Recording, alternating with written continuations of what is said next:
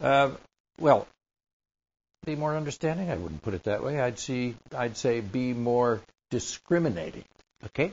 Pakistan is very keen to suggest a joint mechanism to investigate together with India the evidence or the material emerging from Mumbai. As you know, India is extremely unenthusiastic about it. Does America believe that at this moment, given the nature of the relationship between the two countries and, in a sense, the absence of trust, a joint mechanism makes sense, or would it be a red herring? I think that's a decision for the Indian government, and that's a decision that they're considering, and up till now they haven't found that a very interesting proposition.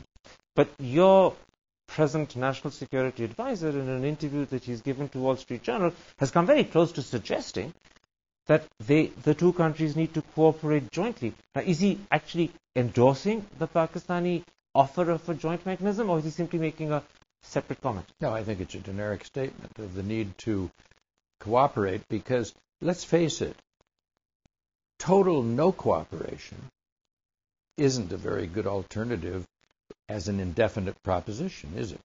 So you do have to sort of take the view that if you're going to make progress, you have to have some element of cooperation, and that means looking for ways to accomplish some minimal level of it. So what Mr. Hadley is saying is find ways to cooperate, but he's not necessarily endorsing the Pakistani position on a joint mechanism. No, I don't think he's... Because there's already been a joint mechanism set up in the September of 2006 between Mr. Musharraf and the Prime Minister, and people here regard that as not having been successful. Now, earlier in one of your answers, you spoke about the fact that Pakistan had wanted to send a high-level delegation, which has not been accepted by the Indians.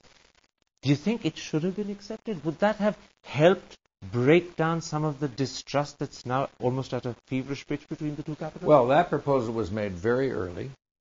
It was made with no detail as to who would be on the delegation, and it was never filled out with additional information, as far as I know. So I don't think India made a mistake to not take that up because it wasn't going anywhere. This dossier now was given to Pakistan. How much time should Pakistan be given to evaluate its contents and respond before India comes to the conclusion that Pakistan is not taking the matter seriously? I can't judge that. That's a judgment for the Indian government to make. What about something else? The Pakistanis have repeatedly said that they are not prepared to extradite the accused to India. Given that these people are not accused of common and garden crimes, but actually accused of something as heinous as terrorism, is extradition justified?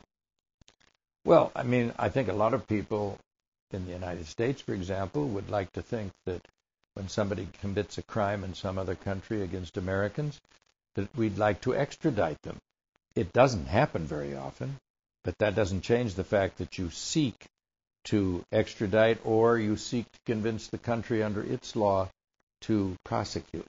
Will America, which is playing such an important part in trying to ensure that the perpetrators are brought to justice, endorse and support India's demand for extradition? I can't answer that.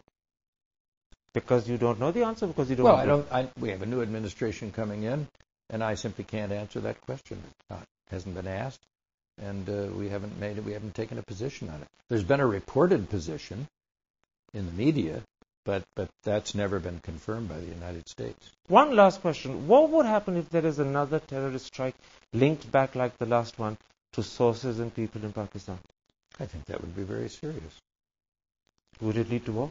I don't know, but it would be a very serious matter. Ambassador Malford, let's end this particular interview there. Tomorrow I want to talk to you about the future of Indo-US relations as Washington gets ready to inaugurate Barack Obama. That's tomorrow night on CNBC TV 18 at 10:30 p.m. But for tonight, goodbye, good night.